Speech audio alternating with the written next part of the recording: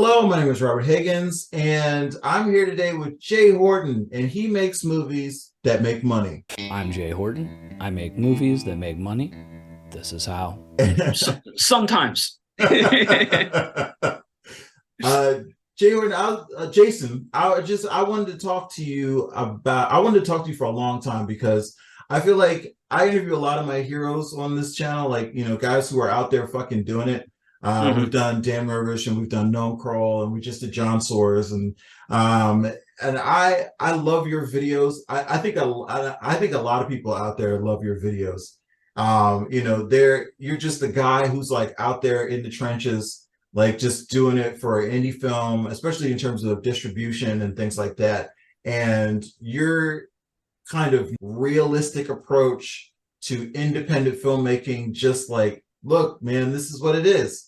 I think that's what people are responding to, because it puts things in a way that I feel like I struggle with, not in terms of like what I'm doing, but in terms of the way people approach me on the internet. And I want to talk about that today. I feel like how do you, like, in your approach, because I get so many like, you can't make a movie for $1,000. You can't do that. You can't. And like you ever get into one of those comment wars where people are like, you know the answer to all of their questions. You know what questions they're going to ask you. And it's just like, you have a point by point thing. And it's like, why are you here if you haven't watched any of my content, dude? Like, I've answered this question so many times. And like, I literally have a whole series. Go watch that. Like, I don't want to deal with that. Like, you deal with those people, right? Yeah, I get that all the time. I think to go back to what you were saying, I think one thing that really sets me apart from a lot of other content creators that are doing, filmmaking business stuff is like, there's a few of them that have made like a couple of movies, or some shorts, like most of the big, like popular guys, they really haven't done that much. Right. And I'm not, I don't calling anybody out or talking down, but I'm somebody who actually, like, I'm actually doing it, and not just one or two. I've produced like 70 features at this point. I've directed like 25. Like, I've edited more than that. Like, I've been in the trenches, making and selling and marketing these movies for like 20 years. I'm not some dude that 2 years ago made a movie and then, created a little like filmmaking business empire out of it. I'm sorry, that sounds a little bitter, but no, it isn't, because there's a lot of those guys who don't, there's a certain large film channel, you know what I mean, where like people I've defended them, but people keep saying like, why don't they make a movie? You know what I mean? Just like, you have enough people to crowdfund. Like, if they did it, they could make a movie. Like, probably, like, I remember when the Rocket Jump guys, when they made Video Game High School, and they're like, look, we've got enough fans, and they raised like $1.7 million, I think, for like the final season. Totally. What's the guy that does the reviews? Chris Stuckman. He does the YouTube movie reviews. And he just raised over $1 million for whatever it is, his horror movie. Yeah, Shelby. Yeah, that's right. That's right. Yeah. But yeah. Anyway, I understand. But yeah, going back to like the people, it's honestly one of the reasons that I've kind of taken a couple of steps back from doing the filmmaking videos. Because honestly, I just got tired of it. The same, like, people are very supportive and nice, and I didn't have too bad a problem with trolls or anything, but I honestly was starting to get sick of, again, answering the exact same question over and over. And, there were several people on my channel that, have been watching for, since the beginning. Right. And I'm recognizing the names, and I'm seeing them saying the same, like, wrong, or taking what I said and like kind of twisting it a little bit and saying, well, you said this. And I was like, that is not what I said. Right. But, and eventually I just kind of, like, it it grated on me. I have a little bit of social anxiety, and I have, stuff around that. So Right. dealing with that over the course of like 4 years doing it, I was just like, oh. And then, I start to look at my YouTube analytics, because I also put some of my documentaries and stuff like that up on my YouTube channel. And I'm starting to see in the last, 2 years, the documentaries, they're making more revenue, they're getting more views. So I've kind of started to shift that channel over to that. The other thing is like you're realizing it's not them per se. It's the people that are watching the things, and you have to market yourself. And so you have to curate what's going around. And so you have these people who are watching the conversation, and you don't want it to look like you don't have answers to these questions. And you can't be necessarily outright rude, but when you really want to tell these people is just to F off. And a lot of them are being done in bad faith. And that, they're just, that sort of stuff. And I'm like, look, if you can't do a movie for under $100,000, or if you can't do a short film for under $50,000, that's on you, man. Like that, nope. Like that, then this isn't for you. Like if you need $50,000 to make a short film, okay, fine. But I don't. So I'm going to make more short films than you. And every time I do it, I'm going to find different ways to do it, because I don't need $50,000 to make a 5-minute short, make a 10-minute short. That's just not how I roll. So, but if that's what you need, fine, great. Yeah. I mean, the thing is, there's so many different ways to go about, filmmaking or making movies, different budget levels, different approaches. What I think a lot of filmmakers have trouble wrapping their head around is the fact that it's not just this one way or this other way or one or two ways. There's so many different avenues to get films into the market, to market them, types of films to make, levels of films to make. Right. There's a lot of filmmakers that, thumb their nose at anything under $50,000, and that's not a real movie. But, there's a market, like there's a huge, like profitable market for movies at that level, if done correctly. I mean, Tubi right now, especially with Black cinema, like it is exploded in a way I haven't seen in independent cinema since, say, like the early 90s. I literally watched that movie, the interview that you just did with that. Your recent interview, I can't remember that lady's name.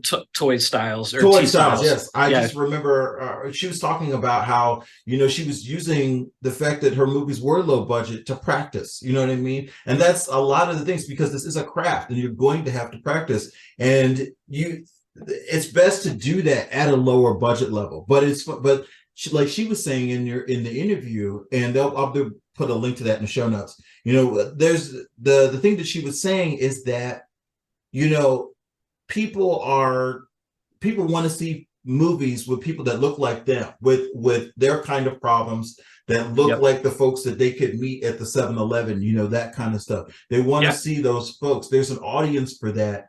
Totally. I feel like not just in Black cinema, but I feel like across everything, people want to see themselves. And totally. And it's not, but Hollywood is not dealing with that. There's no avenue for that. And not at the level, especially when we're talking about the movies that we are, like, we're talking about some Black cinema. I have a cinema down the street. It has 24 movies. And out of those 24 movies, I think one or two might be like, predominantly Black, maybe. But I don't even think it's that many. And none of them are dealing with, people in the socioeconomic, milieu. They're not, that's not, and not every one of these movies, actually the more popular ones, aren't even the like gangsta stuff. It's more stuff aimed for women. Aimed for women that like in their 30s and 40s, and from a low socioeconomic background. And you just do not see that in Hollywood at all. And if you do, like, if you see a movie, like especially you see this in horror, like in mainstream horror, if you have, a Black female lead, she's going to have a white, boyfriend or husband. Right. It's very, like not necessarily representative of, a segment of the society. Right. And that's, I totally know, I know that's why the Tubi movies have exploded, because, some people will bag on the quality, like, because some of them are very cheap, but it's like, but people don't care. They're like, I want to see a story about me and the person down the street, and there it is, right. and But it's also costing them nothing except their time, which they're putting into voluntarily. You know what I mean? They're being told with an authentic voice, and if nothing else, even if they are cheap, those voices behind them are authentic. It's not like someone pretending. Even at the movies where where they have the right Black representation, if you go down the line, it's not written by Black people, it's not directed by Black people, it's very, it's, even if they have all Black cast, something like that, there's just like none of the behind the scenes roles were Black people, and so the movie itself feels inauthentic, and it makes these missteps that it wouldn't have if it had been told by the actual people that it was about. And so when you have that, even if we can overlook the quality for an authentic voice, and people are just hungry for it. And then the fact of the matter is, it's like no one in Hollywood is seeing this thing that is happening, this ravenous hunger that it is for these things and stuff like that. They just want to see these stories. And I wonder if it's going, because like I'm starting to see articles like in the New York Times and stuff like that about the Tubi movies. Like they're talking a lot about the Erica Mena movie that's out right now that's doing so well. That's been like the #1 most popular movie on Tubi, not just like independent stuff, like overall, like it's killing studio movies. Like, and I can't help but think like they'll take notice. They might learn the wrong lessons from it. It might be the wrong people behind the camera, but I do think that they will start following, like, just like anything else, they end up appropriating it and then, commodifying it, Right. So we'll see what happens. I think, because I feel like a lot of I think the best part about, this thing, and one of the things that I love about independent film, the way that it works in 2023, because of technology, where you can get something like a Blackmagic pocket cinema camera, you know what I mean, or your phone. Blackmagic pocket cinema camera 4K is a $1,300 camera, brand new. If you don't get it used with half that, you know what I mean? So you got that, but then you've got 4K raw. You've got the capabilities to shoot that kind of like really good quality video. Same thing on a phone. Totally. And the tools are out there to learn it and to learn how to do it for free. For free. Like you Adobe can go get not Adobe, but DaVinci is free. You know what I mean? Yeah, totally. And you can get a college like level education from YouTube if you really dedicate yourself to it. Yeah, exactly. All the tools are out there to make the stuff. So for me, it's like I'm hoping that we can exist in a level that Hollywood can ignore. They're just like, that's not enough of a profit margin for us to give a shit about. Like, as long as like we keep it there, it's not Tyler Perry, you know what I mean? The thing about like Diary of a Mad Black Woman is that it was making tons and tons of cash. Now, these filmmakers are making money, but it's a middle-class existence or a working-class existence. It just means that they can get the same amount of mileage out of working a job where you would be making $15 to $20 an hour, maybe, that kind of thing. You just replaced it with making movies. And at that point, I don't know if that's enough money for Hollywood to come in and be like, because they're trying to do, the financials. Everybody keeps talking about the financials on Indiana Jones and the Dial of Destiny, where it's a movie that is made for $300 million, but even that number is 20%, potentially 20% under what it was actually made for. Then you think about the marketing costs, which cost anywhere from half of that to the complete 300 million again. So it's either 450 million or 600 million. Then you take the fact of the matter is that they only get half the money back from theaters. So when it's all said and done, this movie potentially has to make $1.2 billion just to make a profit. Right. And so for me, like, if you're going for that, you're not bothering with Tubi movies. You don't give a shit. That's not where you want to be. One of the things I've always wanted to ask you about is, you talked about in your videos where like movies, where you've made whole movies in a day. Yeah. Like in a whole day. I gotta ask what the process on that is like. Cause I've heard it, but I don't think I even have the courage to attempt it. Like, how does that work, man? Well, let me start out by quantifying this, because I say it in the video as well. It's not something I necessarily recommend. It's not an ideal way to make movies. Right. But I have done it like maybe 4 times, in 1 or 2 days. And every time that I did it, it was a hired gun job. Like I was hired to do it. So like, and those were the parameters under which I was working. So, I did it, and I was into the challenge of it, so I was like, yeah, let me try this. But I mean, I'm an editor. So, and, I was, I've been an editor as long as I've been directing movies. I've edited most of my own stuff. So I've, I know my coverage. I know what I need. When I would do these like one-day movies, usually, like we've done a couple on real locations or sound stages, like we did one at a church. So, we would go in with 3 cameras, almost like sitcom style, but not quite. Like typically it would be like, a master, and then like 2 medium shots on the opposite side of the room, and the medium shots would kind of float like with the action. And then we would do the scene again. And then 2 of the cameras would be on medium closes, and one of them would be on like a fishing close, and we would do the scene twice, with those cameras. They would rehearse once, we would shoot once kind of wide, shoot once again closer, and only stopping or backing up if there was a mess up, or just a really like raw, bad, acting note or something. Like we came out of it, otherwise stand the burn. Yeah. Yep. And that's it, and we'd run through, each scene 2 to 3 times, usually just 2, sometimes 1 if it was a simple enough scene. And we'd get it, like no more than 10 or 15 minutes per setup, sometimes less, and we would just go through it.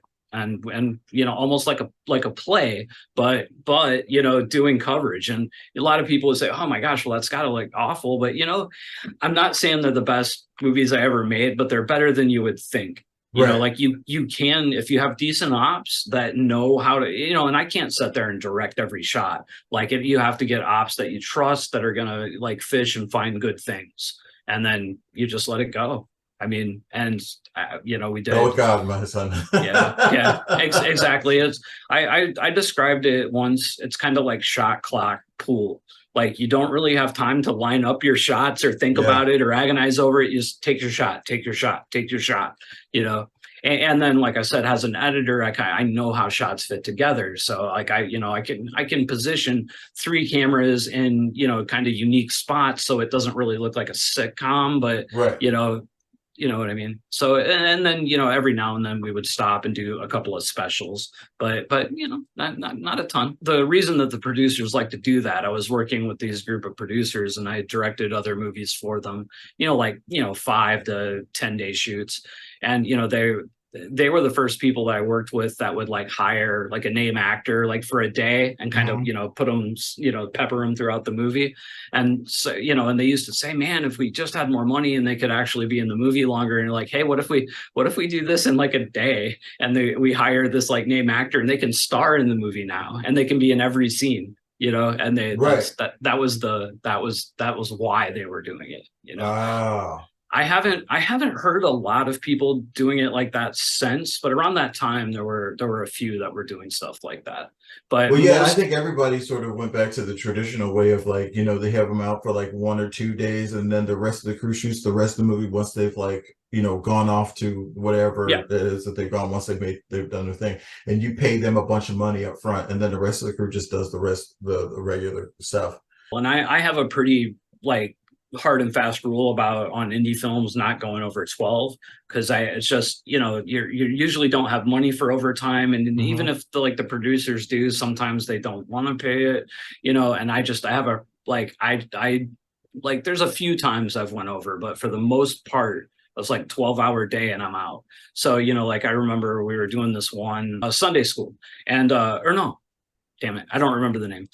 Anyway, we were shooting the movie, and we're shooting it pretty much chronologically, and you can see watching the movie, like the coverage gets less and less complex, like to where you get to like the last like sequence, and it's like two like whitish shots from opposite sides of the room that are cut together, and like Right. we did, because we ran, and we had a name actor on that was not happy with the pace, and we were starting to get testy, and like at the 12-hour mark they were out, like there was no like going over. It was like a There's hard no second out. things So and stuff like that. You're just done. I think we shot the last maybe like 15 pages in like a half an hour. It was like, if that, it was like one take, two cameras. Like there was a few points where we had to stop, but for the most part, just burned right through it. I think the most I ever shot was 23 pages in a day, and I was proud of myself. But I don't think that I could, like, even me, like, and like I said, 23 pages in a day, and that was because we shot a movie in 4.5 days, and that was like as insane as I get. That like, other than that, like, no, because you do 12, I only do 8, 10 at the most, because like I can't do anything more than 8 hours or 8 to 10 hours, because I feel like you can go over 12, but at that point you risk like exhaust. If you're especially on like a 6-day shoot, you're just exhausting your actors. And they don't have time enough to be people. So for me, it's just like, if we can do it in 8 hours, we'll do it in 8 hours. But I'm not really going over that. And then at that point, it's up to me to be creative and figure out how I'm going to get the rest of this film.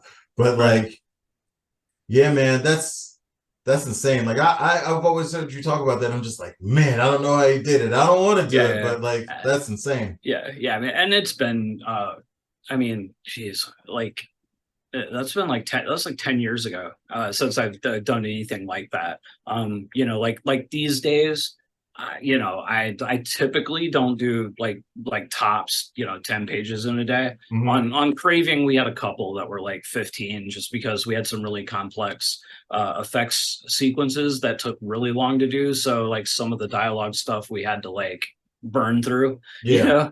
But with the exception of that, like I think on Death Day, which was the last horror movie I shot before Craving, I think we were doing like 5-page days, or maybe less. I mean, that was a long shoot. I think I had like 23 days on that or something like that. That's a long shoot. That's the longest I ever had. We just got really, the office where my production company was, like, they owned the building and they allowed us to shoot there. So, our location costs were like next to nothing. We were basically just paying crew, and we had a really small cast. It was like, I think a total of 5 people, and it was pretty much like a one-woman show for most of the movie. So like our costs were kind of low. And, so I think our budget was like 50 or 60 in hard costs, and then we had a little bit more in deferment, but I think it was around 60. And you're still in a crowdfunding right now, right? You're crowdfunding right now for I am now. Yeah. So like Death Day was traditionally funded, and then I had a really bad experience both shooting it and in distribution on that. It just did not work out. The movie didn't make almost no money. We never were able to pay back investors. It was like, it's like the one like really big black eye on my resume, like business wise. I don't think the movie's all that bad, but it just didn't land. And it was also happening right around the time where Amazon was cutting rates, and so I kind of botched the distribution. I was like, I'm going to open up on Amazon first by myself, and then I'm going to go to like Film Hub and open everywhere else. And it was right when Amazon cut rates. So like I was expecting like somewhere between $6,000 and $12,000 in the first month, and we made like 1,000. And this is a movie that cost, whatever, 50 or 60,000. So I was like, this isn't going to work. And I panicked. And then I tried to, I pulled it and I tried to go to a distributor, but at that point, no distributors really want it. And we ended up backing into a bad deal. And we didn't like we finally got out of the deal, but it's kind of past its lifetime. So, it's a little bit dribbling in now, but anyway, it was a black eye. So, but, after that happened, because, you know, regardless of the quality of the movie, it had like these sellable elements, you know, Mhm. that I'd been very successful with in the past. And now all of a sudden these things that were working 2, 3, 4 years ago were not working, and this movie wasn't making money. And I'm like, God damn, I don't know how to profit anymore for sure on a, you know, $50,000 to $100,000 budgeted movie, which Right. is honestly where I like to work now narratively. Like, you know, I talk a lot about making cheaper movies, but as far as narratives go, like, I'll never make another narrative feature that's, you know, less than 50,000. Like that's just where I am comfortable working, like, you know, with the basic rates, you know, a decent, at least, you know, 8 to 10 days at the very least, you Right. know, paying crews, paying actors, you know, not favor. So like that's where I like to work now. But Yeah, we after can get a Death Day, decent rate for crews and stuff like that because it's small enough, and like if you keep the crew small enough yeah, and the date and the totally. small enough shoot, like Yeah, you yeah, can yeah. give people like a decent enough rate, be like, hey man, come on and do what you can do. Totally. Yeah, it's a mix of the business and the creative. I mean, sure, you can make really good stuff for cheaper, Hmm. but the business shortcuts that you have to take and the rate shortcuts, or the more you have to, like, you know, multitask. Like I'm older now. I'm just not comfortable with that level of filmmaking anymore. Right. You know, nothing wrong with it. I got nothing against it morally. It's just not how I want to make movies anymore. So, you know, I make that day and then it doesn't do well. And I'm like, man, so I just decided I don't want to make any more movies under this, but I don't know how to profit for sure anything over this. So I'm like, so I started making documentaries kind of cheap. And then a few years later, you know, and documentaries are a different thing. You know, you're doing Hmm. interviews, you're shooting some B-roll, you can shoot that stuff cheap all day long. Right. But, and I can do it all myself, you know, or Right. with, you know, maybe a one person crew, you know. But I started getting the itch to do narratives again, and I'm like, but, you know, and I'm pretty, you know, knowledgeable as far as distribution and marketing, how to make some money on movies, but I wasn't like 100% confident that I could make a, you know, a movie for, you know, 50 to 100 and be able to, with a straight face, look at an investor and say, yeah, there's a really good chance you're going to get your money back. Because you know, and so I couldn't do it. And you know, I was watching a couple other people that were raising, you know, 100 to 200,000 doing crowdfunders. I had tried one. I ran a campaign for a guy, Aaron Mento. We did one called 16 Bits, and I helped him raise like 16,000 for it. That was around the Death Day period. So then I was like, I kind of know how to do it. And I was like, and I'd been doing my YouTube channel now for a little while. I was more comfortable in front of the camera. I was more comfortable with promotion. I was more comfortable with promotion on social media. I was like, you know, I think maybe I could do this and I could raise 20 or 30,000. So, you know, I did a crowdfunder for Craving, and, you know, we raised, I think 63 or something like that in the Hmm. initial campaign. And then we did a finishing funds campaign and raised another 7. So we ended up around 70,000 raised on that. And, you know, none of that money has to be paid back, you know. Right. So you know, and then we ended up raising another, I think, 20, maybe 25 in equity. So but with Craving now, so, you know, if Craving makes you know, $50,000 in its first year, which doesn't sound great, but let's just say it did, that's what it was making. I only have 25 to pay back, and then I'm Right. into profit, you know. Whereas if I would have raised money for that traditionally, the movie would have had to make at least $90,000 to Right. even before anybody gets anything, you know, because it's going back to the investors.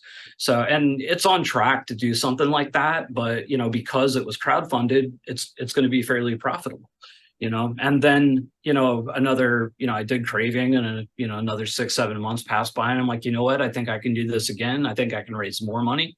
So, you know, I picked another monster movie, something called a Hard Place, and we just raised 96,000, closing on 97. You know, we'll be at 100 in a month or two. It's on in demand now. Campaign's done, but it's on in demand, so you can continue to raise money.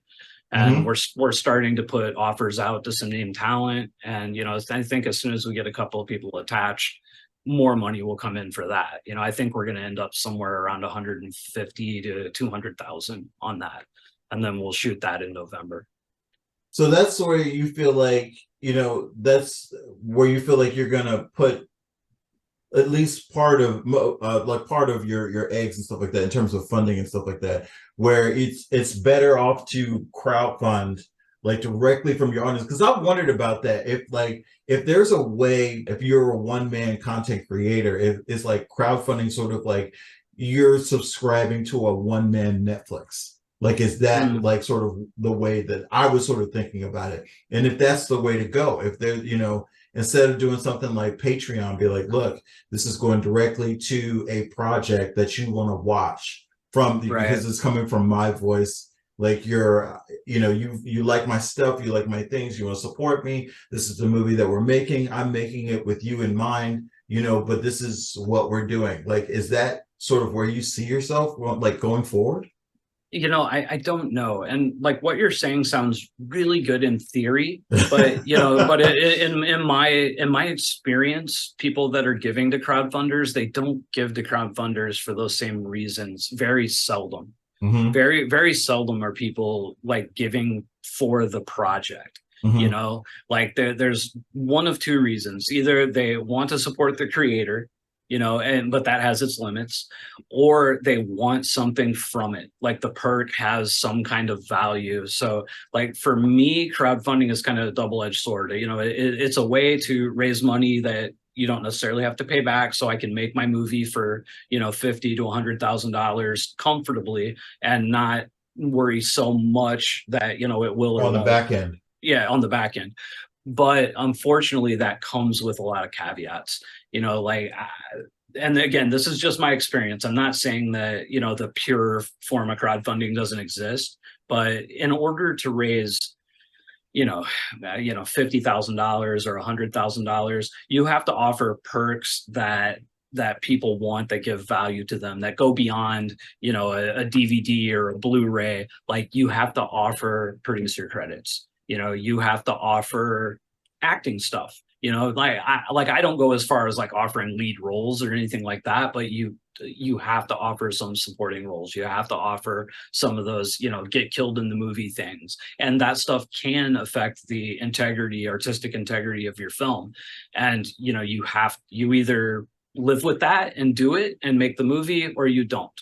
So, for me, like on Craving, I did, I think we did 4 like get killed in the movie perks. And basically it was just people like, they show up, they get killed by the monster. No big deal. Doesn't hurt the movie. And then I had 2 people that actually paid for sizable supporting roles. I won't say which ones, but in my case in Craving, like it worked out. They were fine. They were good. You can't tell the difference between them and the others. And I was pretty careful with mine. Like the way I go about it, when somebody buys that role, one of the first things I do, I'm like, hey, this isn't an audition, you got the thing, but can you please, put some of these lines on tape for me? And I kind of figure out what I'm working with, and then I go back and work the character to fit them. What I mean? But it's a compromise. So like for me, every now and then you'll have somebody like like the Chris Stuckman, where people just he has 1 million followers and people like him, and they're gonna donate $25, and enough people are going to that he raised $1 million. But most of us are not in that boat. My social media following, I think I have 16,000 subscribers on YouTube, and a good number of those aren't from the filmmaking stuff. It's from documentaries or Bigfoot things, that they don't give a fuck about, some horror movie crowdfunder I'm doing. Right. On Facebook, I have like, maybe 3,000 friends, and, how many of those do I actually interact with? Probably not so many. Twitter, I'm 1,500 maybe followers. Instagram similar, TikTok similar. Like I'm far from an influencer. So like I have to offer things that like people like. So I have a lot of filmmakers that watch my channel, so I offer associate producer credits, and it's a total vanity credit. They're not actually doing any producing. They're paying a few $100 to say, hey, I was an associate producer on this movie. And some people get bent out of shape about that. And I understand, there's producers that say, well, it cheapens the the job. It makes it harder for working producers. You know what, man, I'm out here trying to make my living, and Right. I'll do what I have to do outside of doing what I consider to be illegal or immoral. And I don't personally consider that to be immoral, so I do it. Right. And I don't see any other way to raise the kind of money I need through crowdfunding than to offer those kind of perks. Now, will I continue to do it? I don't know. I don't know, because there's a lot of things that go into it. I'm just now finishing the last of my deliverables on Craving for the crowdfunder, and like the physical perks and stuff. It was honestly a huge pain, and ended up costing me, and it cost a good like $1,500 more than what I thought. And that's my fault for not researching enough, but it did. And then now I have this the second crowdfunder for Hard Place that's like double the size, and there's a lot of it I'm not looking forward to delivering. And then a crowdfunder, it is, regardless of what anybody thinks, it's for a successful crowdfunder, is a full-time thing. For the 30 days that campaign was on, I was 12 hours a day right in front of these like two screens. One screen open to the Indiegogo, one on social media, tabs open to my email and Messenger and blah blah blah, and it was just constant. But I don't know that I'll do it again. It's just the crowdfunding thing. It's 30 days to run the campaign, and then if you're on in demand, it could be months. And then you might do a finishing funds campaign on top of that. Then it's delivering all the stuff to the people. You're looking at almost a year from when you start the campaign to when you finish, that you're done with it. So not only are you worried about making this movie, but you're also worried about your perks and your campaign. And, it's about maintaining, you have to be nice, like the entire time. So like when these assholes come out of the woodworks and start attacking you, or, saying this or that, or blah, blah, blah, you have to sit there and just like eat the shit with a smile and like, well, it's whatever. I'm sorry you feel that way, or ignore it, but it takes a toll. So I don't know. It does. I don't know. I don't know what's next. What I've like Craving's been received really well. It's doing well. I'm hoping that between that and A Hard Place that I will get some more opportunities for, like more traditional funding maybe on the next one. Because I would like to do one more like monster movie in that milieu, for a little bit more money. But we'll see. I don't know that I want to crowdfund it. And I'm, as far as the documentary stuff goes, which I never stopped doing, I'm actually that's where I make the bulk of my income, is from these low budget documentaries. So I've directed a lot of movies. I've gotten to the point now where I don't know that I'll do another narrative after A Hard Place. I don't know. Like I'm not quite getting the same amount of joy I used to from it. It's just the business stuff has gotten so like complicated that I just, because you have to be so diversified. You're getting different monies from different places and things like that, and just I totally understand that. But that's sort of what I want to ask you about, is like, as we sort of wrap up in this thing, like, where do you like, a lot of people, depending on who you talk to, put it like that, some people seem to think that there's a revolution coming, and then other folks who are in it just seem to think that it's like it's all dying. Like, where do you sort of stand on the scale of indie film optimism?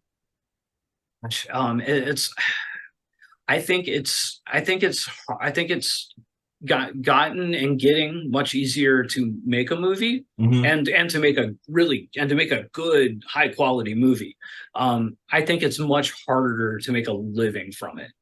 Especially on the level that we're talking about, like movies, under $100,000. I think you'll see in the next 5 years, you'll see even more of them being made, and they're going to get better and better. Competition's going to get tougher and tougher, and there's more and more of them. And I think less of them will make money that people can make livings off of. Right. What I think you'll see in the next, 25 years, I think as a business, you'll see the super low budget stuff kind of die out as a business. People will be hobbyist filmmakers. You're already kind of seeing it, but I kind of, that's what my gut says. I don't know that that's true. And a little bit of it might just be, I'm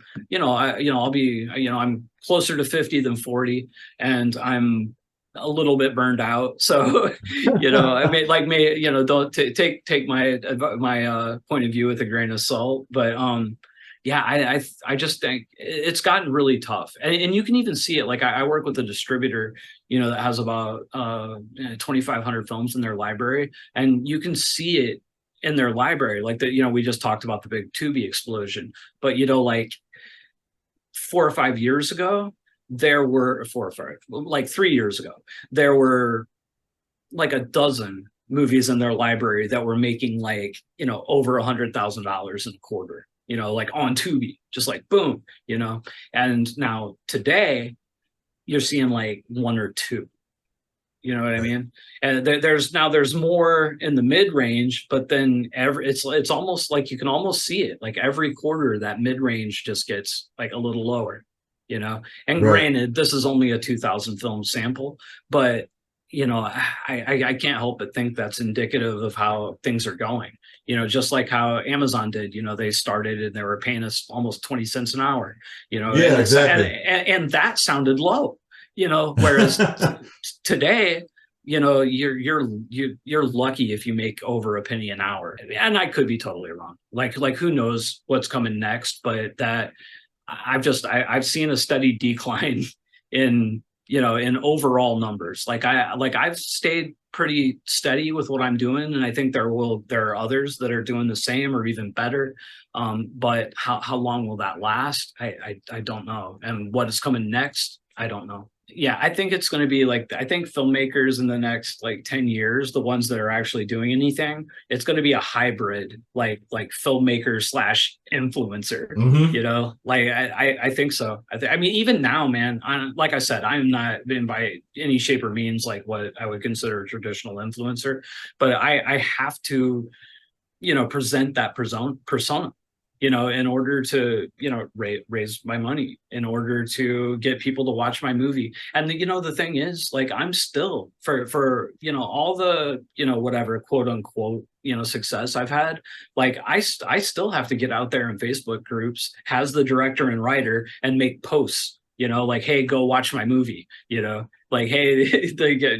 I go into horror groups daily and make posts about Craving. I've put out at least 3 new pieces of material on Craving every day since the movie was released 4 months ago, and I continue to, and that's the only, Craving was in the top popular horror on Tubi for almost 2 months solid, and I was out there every day, pushing it, no PR firm, and nobody's doing it for me. People Right. seem to like the movie, but I don't have people that are following me around and, like sharing it themselves or taking it on themselves. I have to do it all. And I Right. think most of us, that's how we have to do it. And it's just getting harder and harder.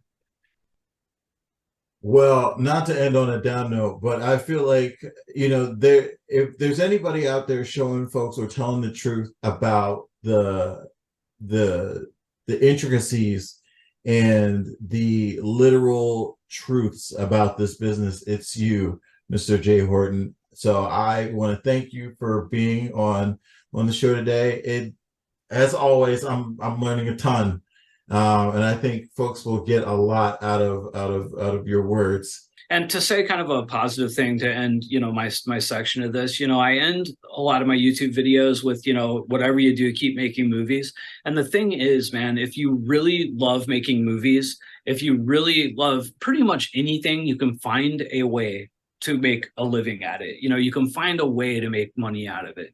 Like I said, I've been talking about the hard practicalities of it, but and how things have gotten less and less. But there's a filmmaker out there that was watching my channel, got inspired by it, started putting their movies out. Their movies are making over $100,000 a quarter right now, and they started 4 or 5 years ago. It's there still is. You still can do it. I'm just, So get out there and keep making them. Yeah. Thanks, Jason.